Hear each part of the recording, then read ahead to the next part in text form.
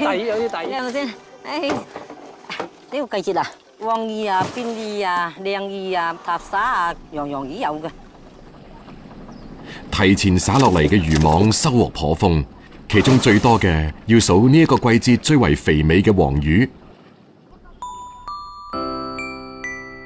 今日咁多黃魚，黃魚正做係咩時候啊？又唔係呢段時間咁噶，4月至6月都係黃魚早嘅。讀書嘅時候，一放假得閒幫你哋加魚、解魚，好多。嗰陣時候跳跳又有春啦，哦，又好食啊！有嗰種已有嗰種香味。製咗4個月嘅餵食貓喺收網嘅呢一刻得到滿足。不過黃魚又好似比較平係嘛5蚊斤。黃魚其實係珠三角地區嘅俗稱，學名花鯽，體質大約有4到6個黑斑，魚身鱗光閃閃。每年春夏之交，生活喺鹹淡水交匯處嘅黃魚就游入近海產卵。清蒸黃魚可以品嘗到魚肉原始嘅鮮甜。當季嘅黃魚油脂豐富，香煎係更地道嘅做法。等魚喺熱油裏邊煎到兩面微焦，灑埋料汁調味就可以。煎過嘅黃魚油脂喺魚肉間流淌，焦嫩鮮美。廣東地區將卵叫春，黃魚卵又被稱為黃魚春。攞出嚟嘅黃魚春洗乾淨，就係坦洲人心中嘅魚子醬。落鑊煎到水分蒸發，柔軟嘅魚春變得紮實。最後再加啲蒜蓉同料汁去腥入味，呢個時候魚子甘香，作為送酒菜就再好不過。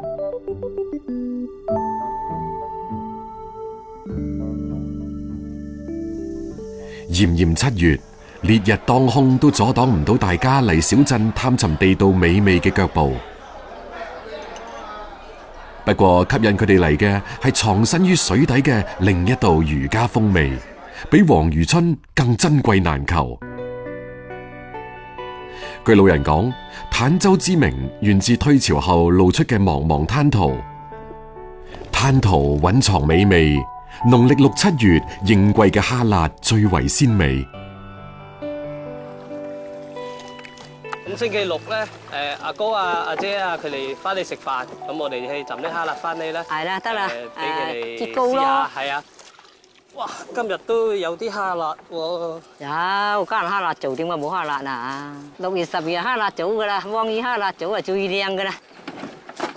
今年啲蝦辣都唔係好大隻啊，今年。一年年嘅蝦辣啊！細細個最中意你整嗰啲蝦辣糕。係啊，唔知幾正啲蝦辣糕，又醃又煎又蒸又蒸，係啊。蝦辣係本地水鄉諧音，但此蝦非彼蝦。蝦辣其實係一種生長喺灘塗裏面嘅小型淡水河蟹，學名志文公蟹，專門揾水質好嘅地方自然繁殖。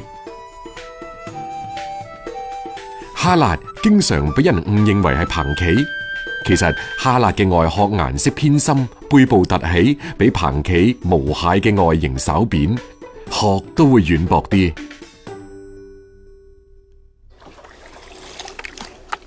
漲潮時候水底空氣唔夠，蝦辣紛紛游出嚟唞氣，迷迷懵懵就爬咗入籠。夏日捉蝦辣係每個坦洲細路童年嘅回憶。舊年郭顯斌返到村裏面做嘢，有咗更多時間陪伴父母。雖然而家疍家人都搬晒上岸生活，但唔少依水而生嘅傳統依舊保留咗落嚟。家自沙天大一高咯，望見海邊浪滔滔。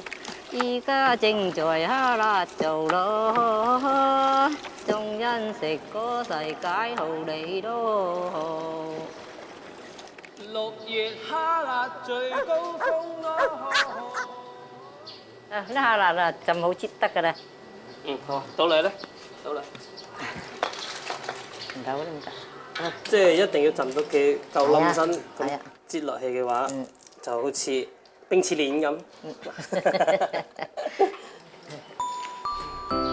擠蝦辣糕工序繁雜，需要喺冰箱冰凍1晚再解凍。凍咗之後嘅蟹殼柔軟，揭開蟹殼，滿滿嘅蟹膏呼之欲出。2隻手指喺中間一擠，蟹膏脫殼而出。嗰啲公就紅色嘅，乸就黑色膏嘅。哦，你以前擠蝦辣糕係邊個教你㗎？唔使嘅，自己自學嘅啫。我哋做大姐仔啊，唔同你哋家人嗰睇恩嘅嚟。細個係做嘢噶啦，咁係當家人咁啊。國話你咁大個唔識做嘢啊？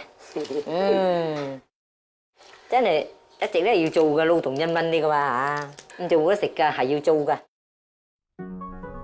品味蝦辣重點唔係肉，而係鮮香嘅膏。橙黃色略帶黑色嘅蝦辣膏最難得，一斤蝦辣只可以擠到1兩蝦辣膏。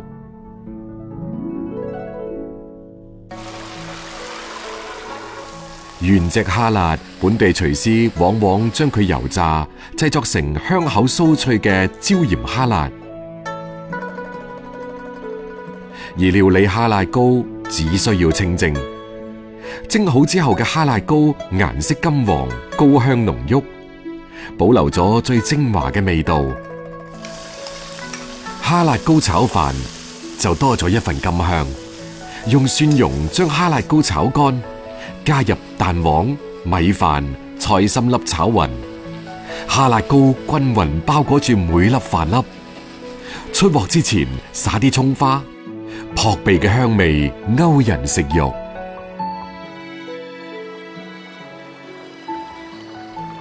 週末外出工作嘅仔女翻嚟團聚，梁群心當然要準備一啲應季嘅拿手菜。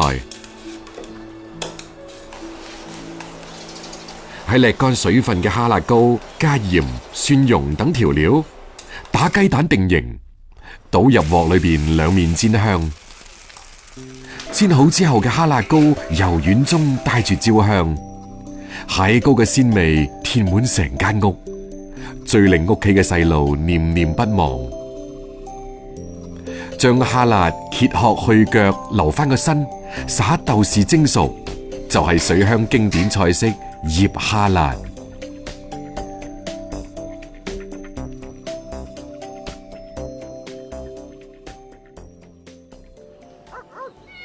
哇！今日啲蝦辣膏好靚啊！好，開飯。我講蝦辣膏啊！